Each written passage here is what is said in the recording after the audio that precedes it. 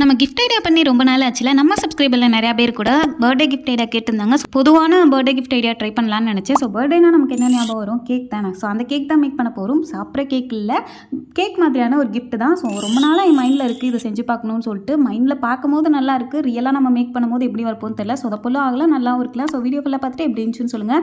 First sponge எடுத்து 3 சைஸில் வந்து கட் பண்ணி எடுத்துக்கிட்டேன். நெக்ஸ்ட் இந்த 3 ஸ்பாஞ்ச் நெக்ஸ்ட் ஒரு ஃபோம் க்ளே பேக்கெட் எடுத்து அது ஓரமாக கட் பண்ணிவிட்டு இந்த க்ளேவை யூஸ் பண்ணி கேக் டெக்கரேஷன் வந்து நம்ம பண்ண போகிறோம். ஸோ நெக்ஸ்ட்டு ஒரு சீடி எடுத்து அதுக்கு மேலே சில்வர் கலர் பேப்பர் ஒட்டி தென் அந்த சென்டரில் ஹோல்ஸை போட்டு கேண்டில் லைட்டாக கரெக்டாக அந்த ஆன் ஆஃப் சுவிட்சுக்கு ஏற்ற மாதிரி அந்த ஹோல்ஸ் வழியாக ஒட்டி விட்டுக்கிறேன்.